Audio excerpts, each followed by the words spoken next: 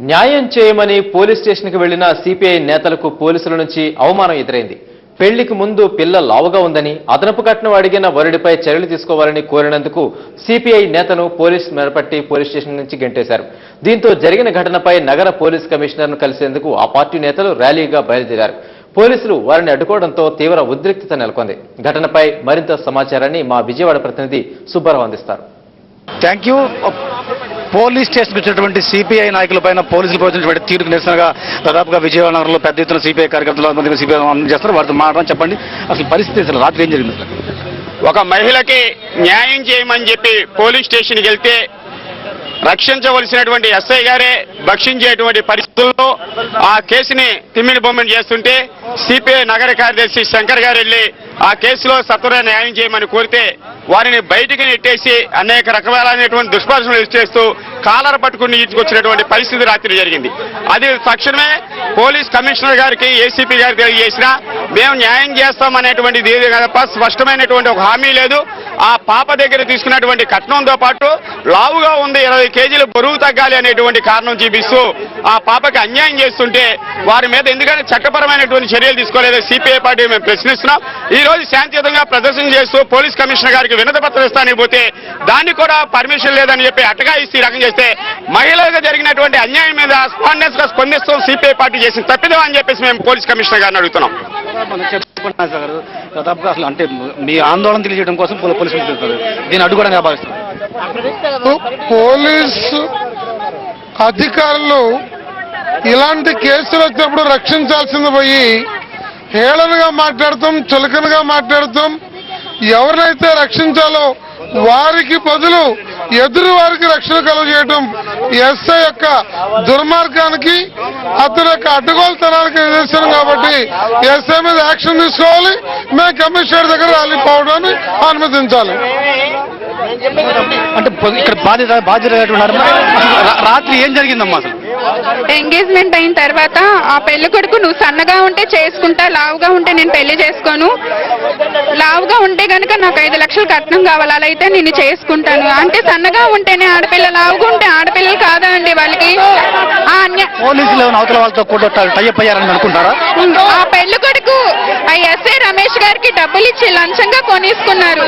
ఈ అన్యాయం కోసం అని వెళ్తే కొట్టి కాలర్ పట్టుకొని మా అందరినీ బయటికి గెంటేశారండి. ఈ న్యాయం కోసం అని వెళ్తే కాలర్ పట్టుకొని దౌర్జన్యం గెంటేశారు. మరి పోలీస్ స్టేషన్ న్యాయం జరిగిందని పోలీస్ స్టేషన్ కే వెళ్ళాం, మరి ఇంకెక్కడ న్యాయం జరిగింది? మీరు చెప్పండి. శంకర్ గారిని పోలీసులు ఏంటండి? శంకర్ గారితో పోలీసులు ఎలా ప్రవర్తించారు? అసభ్యంగా కాలర్ పట్టుకొని ఒక పాపకి న్యాయం చేయండి అని అడగడానికి వస్తే ఆయన్ని ఆందోళనకర్తంగా చేసి కాలర్ పట్టుకొని తల్లి పిల్లని ఆయన్ని పట్టుకొని అరెస్ట్ చేయమన్నారు మమ్మల్ని. న్యాయం జరగలేదు. ఆ న్యాయం కోసం మేము రోడ్డు పాలైపోయాము. మా పిల్లలకు అన్యాయం జరుగుతుంది. దానివల్ల మేము న్యాయం కావాలని న్యాయమూర్తి సమాధానానికి వస్తున్నాం. పోలీసుల యొక్క తీరు పైన పెద్ద ఎత్తున అవుతా ఉంది. మొట్టమొదటి నుంచి కూడా పోలీసుల వ్యవహార శైలి ఇందులో అనుమానాస్పదంగా ఉంది. ఎందుకంటే పోలీసులంతా కూడా పోలీసుల వైఖరి పట్ల అంత నిరసన పరిస్థితి. ఎందుకంటే ఏదైతే పోలీస్ స్టేషన్కి వచ్చినటువంటి ఫిర్యాదు తాలూకా ఉన్నటువంటి బంధువులని, అదేవిధంగా ఫిర్యాదు తాలూకా వచ్చినటువంటి సిపిఐ నాయకులని కూడా పోలీసుల పట్ల అసభ్యంగా ప్రవర్తించడం జరిగింది. ముఖ్యంగా చూసుకుంటే కనుక ఈ పోలీసులు సిపిఐ నాయకుడైనటువంటి డోనపూడి శంకర్ను చొక్కా పట్టుకొని కాలర్ పట్టుకొని బయటకు నెట్టివేయడానికి పూర్తిగా వ్యతిరేకిస్తూ ఉన్నారు.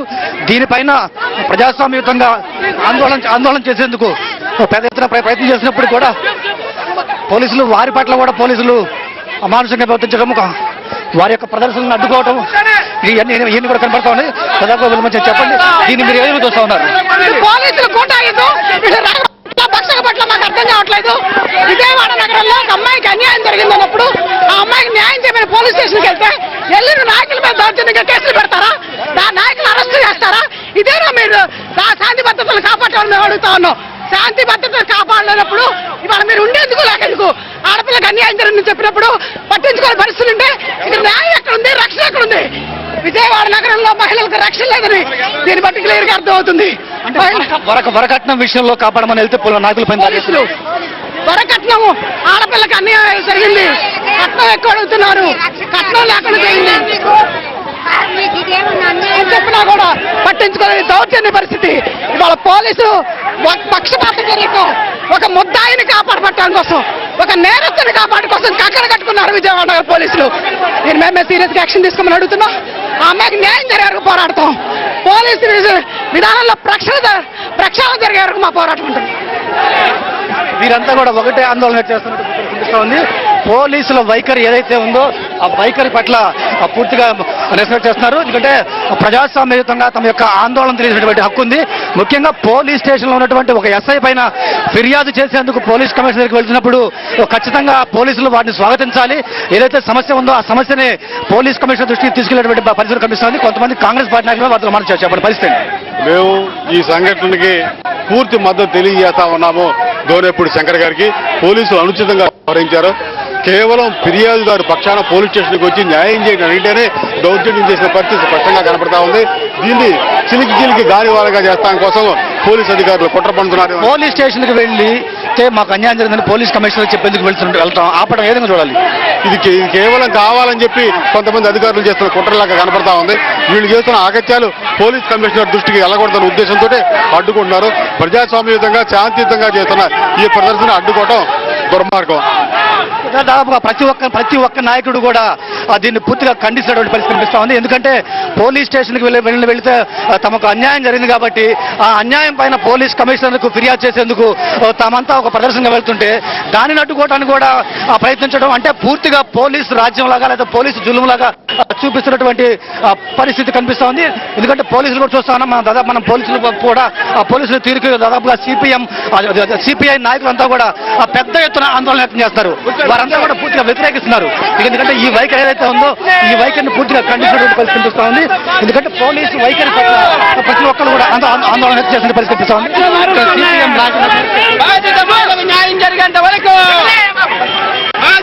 ఇది చాలా దుర్మార్గమైనటువంటి చర్య.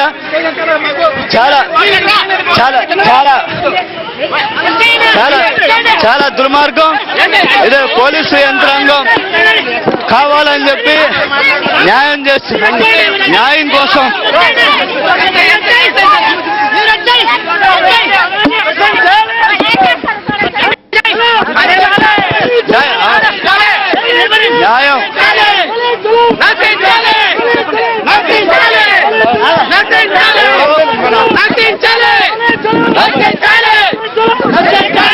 మేము న్యాయం కోసం ఒక ఆడపిల్లగా న్యాయం చేయమని చెప్పి మేము వచ్చాం. కావాలని చెప్పి పోలీసులు అక్రమంగా అరెస్టులు సాగిస్తున్న చర్యని తీవ్రంగా ఖండిస్తున్నాం. మానవ హక్కుల సంఘానికి ఫిర్యాదు చేస్తాం. ఇది చాలా దుర్మార్గమైనటువంటి చర్య. పోలీసుల పైన ఎస్ఐ రమేష్ బాబు గత రాత్రి అనుసరించినటువంటి వైఖరి మీద చర్య తీసుకోమని అడుగుతున్నందుకు మమ్మల్ని అరెస్ట్ చేస్తారా? ఓ మహిళకి న్యాయం చేయమని కోరితే మమ్మల్ని అటకాయిస్తారా? ఇది పోలీసు రాజ్యమా? మేము రాత్రి అనౌన్స్ చేస్తాం. పోలీసుల పైన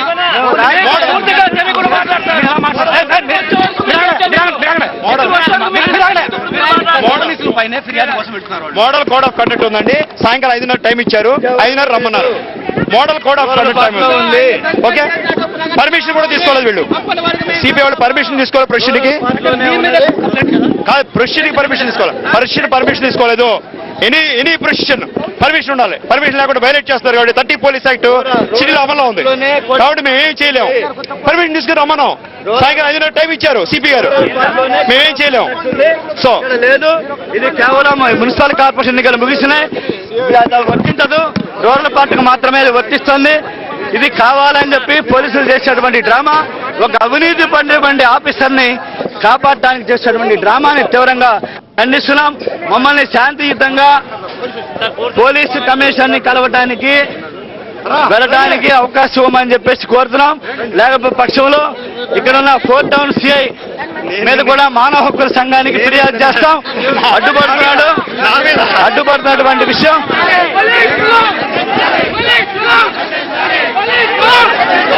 పోలీసులు అయితే కనుక ఒకటే స్పష్టం చేస్తున్నటువంటి పరిస్థితి కనిపిస్తా ఉంది.